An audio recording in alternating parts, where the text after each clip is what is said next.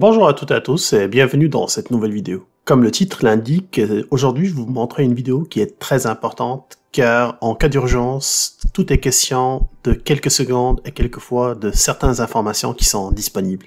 L'idée m'est parvenue en discutant avec un ami qui est ambulancier et je pense que c'est une vidéo d'intérêt général puis qu'il faut vraiment diffuser partout pour que ça soit bien connu pour tout le monde. Alors ces options-là sont applicables sur des téléphones Android 12. Je vais vous mettre dans la description un lien vers un fichier dans lequel vous allez avoir tous les téléphones qui sont compatibles avec Android 12.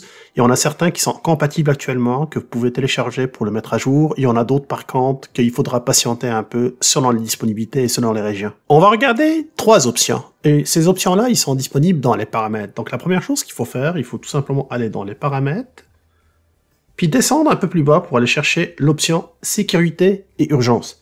Actuellement, je suis en train d'utiliser un Samsung, mais c'est la même procédure, ça se nomme pareil sur tous les téléphones Android 12.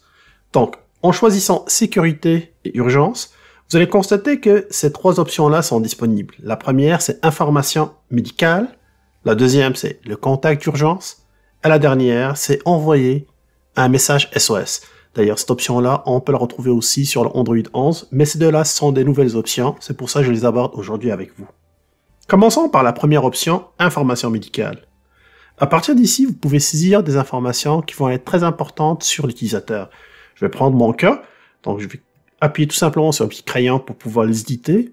Puis vous pouvez constater qu'on a des catégories. La première catégorie en haut, c'est la pathologie, donc tout simplement quelqu'un qui est diabétique, quelqu'un qui a des problèmes particuliers de santé.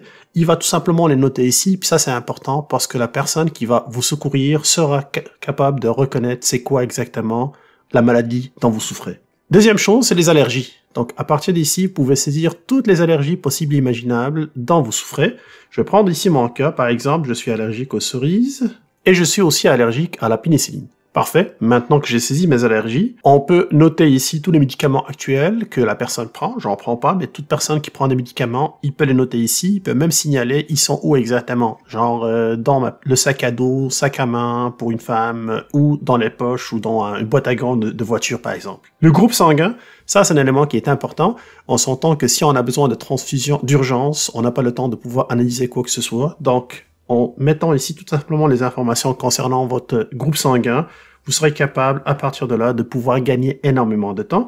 Et si vous avez d'autres informations supplémentaires, vous pouvez aussi les mentionner ici en cas de besoin. Maintenant que toutes vos informations médicales sont renseignées, vous pouvez tout simplement appuyer sur le bouton enregistrer.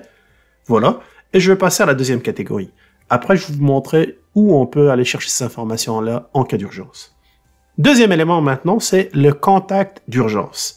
À partir de là, vous allez constater que votre téléphone va vous proposer quelques contacts. Ces contacts-là sont d'ailleurs ceux qui sont dans vos favoris. Donc, si jamais vous voulez prendre un de ces personnes-là, vous pouvez tout simplement appuyer sur le plus ici et ça va permettre de pouvoir le rentrer comme liste de contacts en cas d'urgence. Sinon, si vous voulez chercher quelqu'un d'autre, vous pouvez tout le temps appuyer sur le crayon encore une fois, puis cherchez directement à partir de ajouter un membre. Et ici, vous allez avoir la liste complète de tous vos contacts qui existent sur votre téléphone. Parfait. Dans mon cas, j'en ai déjà choisi un. Je vais en rajouter un deuxième contact en choisissant celle-là par exemple.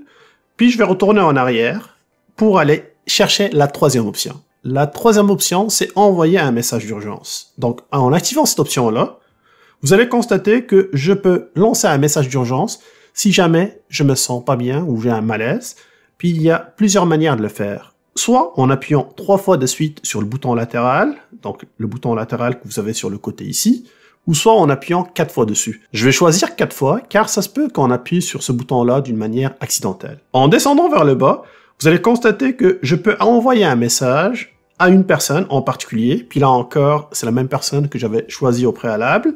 Je peux appuyer sur le plus, choisir un nouveau contact ou sélectionner un à partir de mes contacts qui existent déjà sur ce téléphone-là. C'est la même procédure qu'on avait vue tout à l'heure. Je peux aussi décider de joindre une image, ce qui signifie tout simplement que l'appareil d'avant, l'appareil frontal, puis l'appareil en arrière de votre téléphone, va prendre automatiquement une photo, puis il va être envoyé directement à ce contact-là pour l'informer de la situation. Je peux aussi ajouter un mini enregistrement audio de 5 secondes qui va se faire directement quand on va appuyer 4 fois sur ce téléphone-là. Ça peut être un message qui peut être aussi important informé. Donc maintenant que toutes ces informations-là sont activées, je viens de terminer avec le paramétrage de mon système de sécurité et d'urgence. Revenons maintenant sur la situation suivante. Quelqu'un qui va se sentir mal à l'aise, le téléphone va être fermé, comme c'est le cas maintenant ici. La personne qui va venir secourir cette personne-là retrouve le téléphone. Elle va essayer d'ouvrir le téléphone. Malheureusement, elle ne sera pas capable de le faire, vu qu'il y a un modèle ou un schéma qui bloque le téléphone. Mais vous constatez que j'ai ici en bas « Appel d'urgence ». En appuyant sur « Appel d'urgence », vous allez constater que j'ai deux choses en particulier. La première, c'est que j'ai des personnes qui sont affichées comme « Appel d'urgence » et que je peux contacter. C'est les mêmes personnes que j'ai configurées tout à l'heure. Deuxième chose qui est importante, en regardant un peu plus bas ici, vous allez constater qu'il y a un nouveau bouton qui permet de pouvoir aller chercher des informations médicales. Donc, en appuyant dessus, je vais avoir le nom de la personne qui sera affiché juste en haut. Je vais avoir toutes les informations que cette personne a mentionnées, en sachant qu'elle a des allergies, s'il a des pathologies ou quoi que ce soit, ça va être affiché aussi, puis en connaissant aussi son groupe sanguin. Puis croyez-moi, ce sont des informations qui peuvent faire une grande différence quand il s'agit d'une urgence pour une personne qui tombe inconsciente. Voilà, je voulais partager avec vous cette vidéo-là que je trouve importante à savoir, donc je vous prie de pouvoir la partager avec vos connaissances, avec vos amis aussi, car ça peut vraiment faire une grande différence si jamais on est dans une situation d'urgence. Encore une fois, je vous remercie pour votre attention. N'hésitez pas de me laisser vos commentaires pour me dire qu'est-ce que vous pensez de cette vidéo-là. N'oubliez pas aussi de partager ce contenu, likez, abonnez-vous à la chaîne, activez les notifications. Moi, je vous retrouve très bientôt avec une autre vidéo. D'ici là, je vous dis à plus.